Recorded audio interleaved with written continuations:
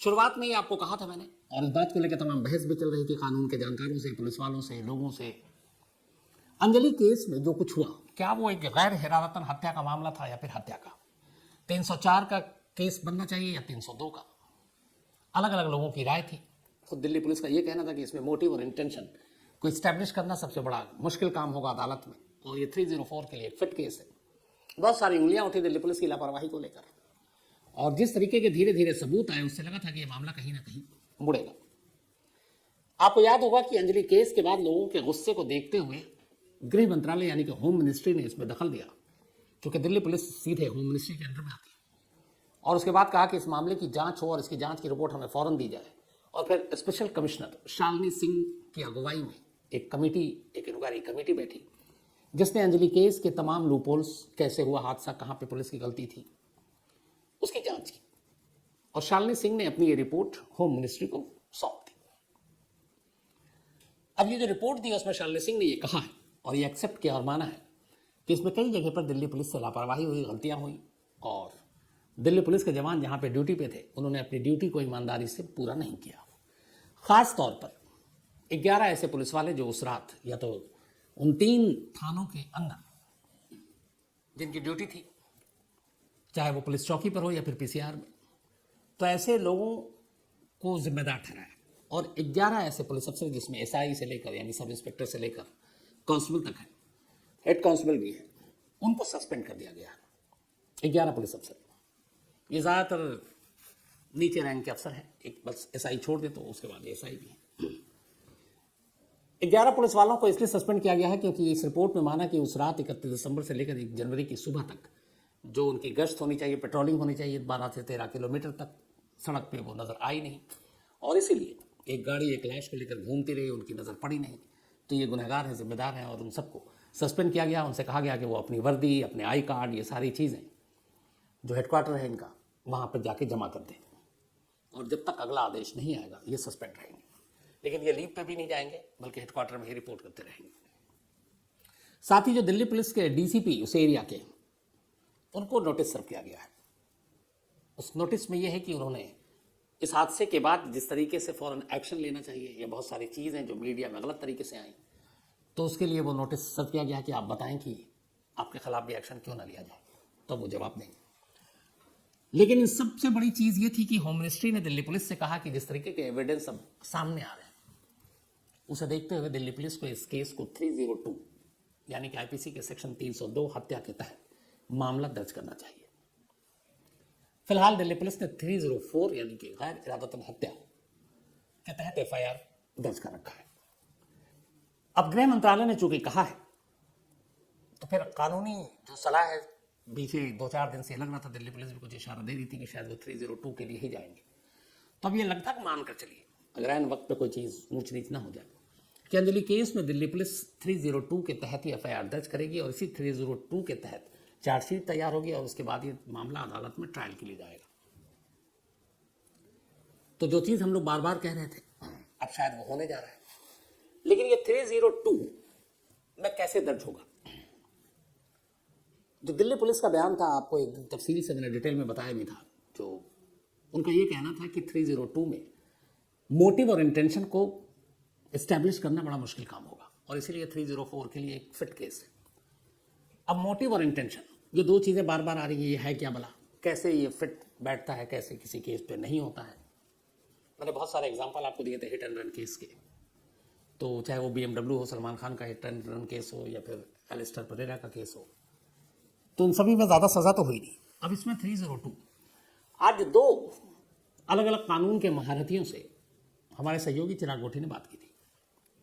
इनमें एक दिल्ली हाईकोर्ट की रिटायर्ड जज है, जस्टिस उषा मेहरा, जिन्होंने निर्भया केस पे अपना फैसला सुनाया था, और दूसरे जाने माने वकील हैं KTS तुलसी। इन दोनों से यही सवाल रखा गया था कि इस मामले में, अंजलि केस के मामले में, क्या 304 की जगह 302 होना चाहिए? हाँ तो क्यों? और अगर 302 होता है तो फिर अदालत में कितने देर टिक पाएगा? अब यहाँ पे बड़े अच्छे जवाब आए। जो KTS तुलसी साहब हैं, सीनियर लॉयर वकील, उनका कहना है कि चूंकि कार में सवार चारों लोगों को ये मालूम था कि उनके कार के नीचे एक इंसान फंसी हुई है, उन्होंने 2 बार, जैसा कि दिल्ली पुलिस के पास प्रूफ उतर कर देखा, झांक कर देखा तो उनकी नॉलेज में ये बात थी कि उनकी कार में एक इंसान है और इस कार को भगाने से उन्हें ये मालूम है कि उसकी जान जा सकती है। तो उनका जो वो एक्ट था, वो काम कार को भगाना, कार के अंदर अंजलि के फंसे होने के बावजूद, ये जाहिर करता है कि फिर उनका इरादा यानी इंटेंशन, उन्हें मालूम था इस तरह से भगाने से उसकी जान चली जाएगी, तो इंटेंशन क्लियर है कि वो जान लेना चाहते थे और उन्होंने पूरी जानकारी में ऐसा किया, तो इंटेंशन क्लियर हो गया। और उनका कहना है कि तुलसी साहब का कि ये केस 302 में जाना चाहिए। अब आइए ये केस वकील साहब लड़ेंगे क्या केस तुलसी साहब, जैसे सपोज जाने माने लॉयर है, लेकिन एक जज की क्या राय है इस केस के बारे में, क्योंकि दोनों पहलू जानना चाहिए। पुलिस का तो मैं अभी आपको बताऊंगा, एक बहुत ही सीनियर लॉयर उनका मानना है कि तुलसी साहब की 302 का केस, लेकिन अगर यही केस जस्टिस उषा मेहरा के पास जाता, हालांकि अब वो रिटायर हो चुकी हैं, निर्भया केस की उन्होंने फैसला सुनाया था, सजाए मौत भी थी, तो उनका कहना है कि यहां पे मोटिव स्टैब्लिश करना अदालत में जज के सामने बड़ा मुश्किल होगा। मकसद कत्ल का था कि नहीं था, और जब मोटिव मुश्किल हो जाएगा तो फिर ये केस वापस पलटकर 304 में ही चला जाएगा। बेशक दिल्ली पुलिस इसे लगा ले, लेकिन ये 304 का बन जाएगा। 302 का बनाने के लिए मोटिव को सामने रखना और जज को कन्विंस करना बहुत ज़रूरी है, चूंकि वो खुद एक जज रह चुकी हैं और उन्होंने इस केस को फॉलो भी किया है। तो उनके हिसाब से इस केस में मोटिव इस्टेब्लिश करना मुश्किल आएगा आगे चलकर, और ऐसे में फ़ायदा मिलेगा अक्यूज्ड यानी आरोपियों। तो एक सीनियर वकील की राय कि ये केस 302 का है, एक दिल्ली हाईकोर्ट के जज, उनका कहना है मोटिव में मुश्किल आएगा, ये इसलिए केस 304 में वापस चला जाएगा। अब दिल्ली पुलिस जो ये केस को तैयार करेगी ट्रायल के लिए, दिल्ली पुलिस के भी जो स्पेशल कमिश्नर हैं उन्होंने यही बात कही कि इस केस में मोटिव और इंटेंशन ये दो चीज़ें हैं, इसीलिए इसको 302 में साबित करना उनके लिए मुश्किल है। अब इंटेंशन और मोटिव जो मैंने कहा बार बार, ये बला क्या है, तो मोटिव मतलब मकसद, इंटेंशन मतलब इरादा। अब किसी कत्ल के लिए दोनों चीज़ें होनी ज़रूरी है। अब कई चीज़ हो सकती है, जैसे आज बनर्जी से मेरी बहस हो रही थी तो सुप्रतीक बनर्जी ने एक अच्छा पॉइंट उठाया। उसने कहा कि मोटिव किसी का जब आप कत्ल करते हैं तो आपको पता है कि आप कत्ल कर रहे हैं, कोई दुश्मनी होगी या कोई और चीज़ होगी, बेवजह तो आप मार नहीं सकते। लेकिन उसने एक सवाल उठाया कि जितने सीरियल किलर होते हैं या कुछ ऐसे साइको किलर होते हैं जिनकी किसी से कोई दुश्मनी नहीं होती, सपोज आप वो जो रात को स्टोन मैन की बात कर लीजिए आप, या बियर केन जो मुंबई में एक सीरियल किलर था, या फिर हैमरमैन हथौड़े से मारता था, तो इन लोगों की सामने वाले किसी से दुश्मनी नहीं है। इन्हें क्या है कि कत्ल करने में मजा आता है, सामने वाला कौन है, क्या करता है, वो जानते तक नहीं है, कभी मिले भी नहीं है, कोई दोस्ती नहीं, कोई दुश्मनी नहीं। तो सवाल ये कि एक सीरियल किलर जब ये क्राइम करता है, किसी को मारता है, तो वहां पे भी मोटिव उससे कोई दुश्मनी या बदला लेना तो है नहीं, लेकिन फिर भी वो 302 में ही फंसता है, तो ऐसा क्यों है, ये उसका सवाल था। तो मैंने उसको बताया कि यहां पे मोटिव बिल्कुल उसकी नहीं है कि वो जान पहचान का है, कोई दुश्मनी है, लेकिन उसे कत्ल करने में मजा आता है। सामने वाले को जानता भी नहीं है, वो कोई दुश्मनी भी नहीं है, जान पहचान भी नहीं है, लेकिन जब वो निकलता है रात के अंधेरे में कोई पत्थर या हथौड़ा लेकर, तो उसके दिमाग में क्या चलता है, यही चलता है कि आज भी मुझे मारना है, आज भी मुझे किसी का कत्ल करना है। तो जैसे ही ये बात उसके दिमाग में आई, इसका मतलब है मोटिव क्लियर हो गया कि वो मर्डर करने जा रहा है। तो जब मोटिव उसका क्लियर हो गया कि उसे रात को निकलना है, हथौड़े से या फिर पत्थर से मारना है, तो यहाँ पे सामने वाले को आप जानते हो ना जानते हो, उससे कोई लेना देना नहीं है। आपके दिमाग में ये क्लियर है कि आपको मारना है, यानी मोटिव आपको मारना है, और इंटेंशन इस तरीके से मारने से ये मरेगा। जब मोटिव है ही है कि मारना है, तो फिर इंटेंशन भी क्लियर हो गया। तो ये फर्क है। अब यहाँ पे क्या है जो पेज फंस रहा है, वो ये है कि जितने भी विटनेस हैं, चाहे वो आप निधि को ले लें, ये जो आरोपी हैं उनको ले लें, सीसीटीवी जो फुटेज ले लें, टाइमिंग ले लें दोनों के, जब ये चारों मुरथल से चले और निधि और वो उस होटल से चले, इनके कॉल डिटेल निकाल लें, तो एक चीज़ क्लियर होगी अब तक की पूरी इन्वेस्टिगेशन में कि जो कार में सवार जितने भी 4 आरोपी थे और उनके 3 मददगार, मतलब 7, उन 7 के 7 में से किसी का भी एक का निधि या अंजलि के साथ कोई रिश्ता नहीं था। 31 दिसंबर या 1 जनवरी की सुबह से पहले वो 7 निधि या अंजलि को जानते तक नहीं थे। इन दोनों के मोबाइल के कॉल डिटेल से एक भी ऐसा प्रूफ नहीं मिला कि कभी इन लोगों ने उन लोगों के साथ संपर्क किया हो, कोई मैसेज हो, व्हाट्सएप चैट हो, सोशल मीडिया के जरिए एक दूसरे को जानते हैं। मतलब जितने अक्यूज हैं, आरोपी हैं वो, और जो डिकेज हैं अंजलि, और जो है विटनेस है निधि, इनका आपस में कोई रिश्ता नहीं, कोई लिंक नहीं। तो अब इससे क्या मतलब हुआ? इसका मतलब ये हुआ कि 31 दिसंबर की रात को जो कुछ हुआ, पहली बार ये लोग आमने सामने आए थे, तो इससे ये हुआ कि इनकी आपस में कोई जान पहचान नहीं। जब जान पहचान नहीं तो कोई दुश्मनी नहीं, जब कोई दुश्मनी नहीं तो फिर बदला नहीं, और बदला नहीं तो फिर मोटिव नहीं कि कत्ल करना है। तो फिर 302 क्यों? तो अब दो हिस्सों में, पहली वो शराब पीकर गाड़ी चला रहे हैं, चले आ रहे हैं, ये दोनों भी स्कूटी से जा रहे हैं, सामने से टक्कर हुई, टक्कर होने के बाद एक दूसरी तरफ गिरी, दूसरी कार में फंस गई, सारी कहानी आपको पता है। अब इसके बाद वो घबरा गए, कार लेकर चलते हैं, लेकिन उन्हें अंदाज़ा हो गया कि कार के नीचे कुछ है। फिर वो एक जगह उतरते हैं, सीसीटीवी कैमरे में रिकॉर्ड है, और वो देखते हैं कि अंजलि नीचे है। वो चाहते तो उसको निकाल सकते थे, मदद करके बाहर कर सकते थे, उन्होंने नहीं किया, वापस कार में बैठे, फिर कार को आगे पीछे करके वहाँ से निकल लिए। फिर एक जगह रुकते हैं, फिर देखते हैं, फिर अंजलि वहीं है, फिर भी ये उसे नहीं निकालते हैं, फिर गाड़ी लेकर चल रहे हैं। फिर झांक कर देखते हैं गाड़ी के शीशे से कि अब निकली कि नहीं, और देखते हैं कि अभी भी है, फिर भी गाड़ी चला रहे हैं। तो पहली चीज़ जो है ये कि एक्सीडेंट जो हुआ वो अचानक हुआ। इस एक्सीडेंट से पहले जो रात के 2:17 या 18 मिनट पर हुआ, उससे पहले एक्यूज्ड और विक्टिम दोनों एक दूसरे से जानते हैं। एक्सीडेंट हुआ, हो सकता है उस दिन बदनसीबी से अंजलि की गाड़ी थी, कोई और भी आ सकता था उस चपेट में एक्सीडेंट की। तो इसका मतलब एक्सीडेंट से पहले एक दूसरे को नहीं जानते थे, दोनों को एक दूसरे का रूट भी नहीं मालूम था कि इस वक्त इधर से गुजरेगी, मैं इधर से गुजरूंगा और मारूंगा, क्योंकि उस वक्त तक मोटिव तो है नहीं। तो एक्सीडेंट जो हुआ वो अचानक हुआ, और एक्सीडेंट का कोई इरादा नहीं था, हो गई गलती, हो गया, यहाँ अभी तक कोई मोटिव नहीं था।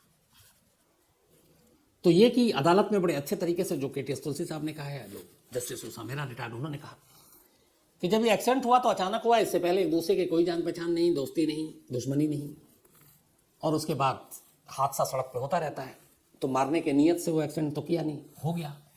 ज़्यादा से ज़्यादा ये है कि शराब पी हुए थे, नशा है, तो थोड़ा और एक्स्ट्रा उस पर आप धारा लगा तो एक्स्ट्रा सजा देते, लेकिन आप उसे कातिल नहीं ठहराओगे, ये उधर दलील होगी। अब यहाँ पे ये बात कहीं ना कहीं हम चाहे जितनी हमदर्दी रखें वो थोड़ा सा फेवर में जा रहा है। लेकिन फिर दूसरी चीज़ आ जाती है कि चलो मकसद नहीं था, मोटिव मर्डर का इस्टेब्लिश करना मुश्किल होगा दिल्ली पुलिस के लिए, जो दिल्ली पुलिस खुद कह रही है। लेकिन अभी दूसरी चीज़ बची हुई है, इंटेंशन। इंटेंशन को लेकर दिल्ली पुलिस के पास बहुत सारे सबूत हैं। जैसे मैंने कहा कि गाड़ी से झांक कर देखना, गाड़ी से 2 बार उतर कर देखना, फंसी हुई है फिर भी उसको निकालने की बजाय भगाना, 12-13 किलोमीटर तक घसीटना, तो ये जाहिर करता है कि उसकी गाड़ी के नीचे वो है, वो चाहते तो उसको निकाल कर उसकी जान बचा सकते थे, उन्होंने ऐसा नहीं किया। जानबूझकर इसके बाद वो गाड़ी को भगाते रहे, और वो घिसटती रही, वो भगाते रहे, वो घिसटती रहे, और इस चक्कर में 45 किलो की अंजलि 15 किलो की होकर रह गई और उसकी जान चली गई। तो यहाँ इंटेंशन मतलब जानबूझ करके गाड़ी चलाने से वो मर जाएगी, ये जानते हुए भी उन्होंने गाड़ी चलाई। तो IPC 299 का एक सेक्शन कहता है कि अगर ऐसे सिचुएशन में ऐसा कोई केस हो तो उसमें आप 302 लगा सकते हैं। तो यहाँ ये केस 302 इस इंटेंशन को देखते हुए लगाया जा सकता है, और इसको लेकर CCTV के फुटेज, निधि के बयान, फॉरेंसिक की रिपोर्ट, ये सारी चीज़ें सपोर्ट करेंगी। तो अगर ये इस हिसाब से पूरे ओवरऑल देखें, अभी जब ट्रायल पे ये मामला जाएगा, मोटिव क्लियर करना दिल्ली पुलिस अगर कह रही है तो सच में मुश्किल होगा अदालत में, अगर तेज तरार वकील सामने हो। इंटेंशन दिल्ली पुलिस आसानी से इसको इस्टेब्लिश कर सकती है, और एक अच्छा वकील दिल्ली पुलिस के इस चीज़ को बेहतर तरीके से कोर्ट के सामने रख सकता है, और फिर कोर्ट इस हिसाब से भी 304 और 302 इनके बीच को वो पेज फंसा हुआ है, उसमें से एक सही रास्ता निकालकर इस पर अपना फैसला सुना सकती है। तो कुल मिलाकर अच्छी खबर ये है कि चूंकि होम मिनिस्ट्री ने कहा है कि इस मामले में 302 दर्ज करें, लेकिन ये लड़ाई खत्म नहीं हुई है, क्योंकि जब ये ट्रायल पे जाएगा तो ये दिलचस्प मुकदमा होगा उस वक्त। 304 और 302 के बीच की बहस को सुनना भी ये अपने आप में एक एक्सपीरियंस होता है। तो मेरी भी कोशिश होगी जब ये ट्रायल में जाए, और अगर 302 हो गया और 304 के लिए अक्यूज़ के वकील जाएंगे, तो कोशिश होगी कि जाकर अदालत के अंदर बैठकर इस मुकदमे को सुना जाए, ताकि देखा जाए कि इस मामले में बहस कैसी होती है। और जब ऐसा होगा तो फिर मैं आपको लाइव रिपोर्ट भी बताऊँगा। लेकिन कहानी खत्म करूँ उससे पहले आपको क्राइम की एक स्टोरी बताता हूँ। मध्य प्रदेश में एक अजीब कहानी सामने आई है। एक लड़की मजदूर वर्ग की थी, वो अचानक गायब हो गई 6 महीने पहले। उसके बाद ने पुलिस में कंप्लेंट की। अब पुलिस को लगा कि लड़की है, कहीं इधर उधर चली गई होगी, किसी और शहर चली होगी। आमतौर पर ऐसे केस को पुलिस हल्के में ही लेती है। लड़की का कहीं अता पता चल नहीं रहा था। माँ बार बार पुलिस के चक्कर काटे। फिर माँ ने पुलिस से कहा कि एक लड़का है जो उसी जगह काम करता है जहाँ उसकी बेटी काम करती है, वो वहाँ ड्राइवर है, तो मुझे शक है कि मेरी बेटी कहाँ है, उसको पता होगा। पुलिस ने उससे पूछताछ भी की शुरू में, फिर छोड़ दिया। 6 महीने बीत गए। 6 महीने के बाद माँ इधर लगातार पुलिस के चक्कर काट रही है, पुलिस वाला परेशान हो गया। फिर माँ ने एक ही लड़के का नाम ले रहा है, उन्होंने कहा चलो डंडा मारते हैं 2-4 पता होगा तो उगल देगा, नहीं तो छोड़ दूंगा। पुलिस ने फिर लड़के को बोला, फिर थोड़ा धकेया, थोड़ा हड़काया, लेकिन पिछली बार भी हड़काया था तब लड़का कुछ बोला नहीं। इस बार थोड़ी सी में वो रोने लगा। उसको बोला, साहब मुझे बचा लो, मुझे ना एक भूत बड़ा तंग कर रहा है और वो भूत डेली सपने में आ रहा है और वो मैं सो नहीं पा रहा हूँ, मैं पागल हो जाऊँगा। तो उसने कहा, किसका भूत? तब उसने उस लड़की का नाम लिया। उसने कहा, उस लड़की का भूत डेली आ रहा है और मैं सपने में, और वो मुझे धमका भी रही है और ये भी है कि कुछ कर दूंगी, और उस चक्कर में मैं कई रातों से सो नहीं पा रहा हूँ। तो उसने कहा कि उस लड़की का भूत कैसे? तो उसने कहा, असल में 6 महीने पहले मैंने उसका मर्डर कर दिया था, और कत्ल करने के बाद एक गड्ढे में 20 फीट गड्ढा गहरा था, उसमें जाके लाश दफना दी। 6 महीने बाद पुलिस उसके कहने पर उस जगह पे पहुंची, गड्ढे की खुदाई हुई, लड़की की शक्ल में वो कंकाल बाहर आई। कंकाल को भेजा गया, अब डीएनए रिपोर्ट मैच करेगा उसकी माँ से, लेकिन जगह उसने चुके बताई है तो वहीं से कंकाल मिला, तो इसका मतलब वही लड़की होगी।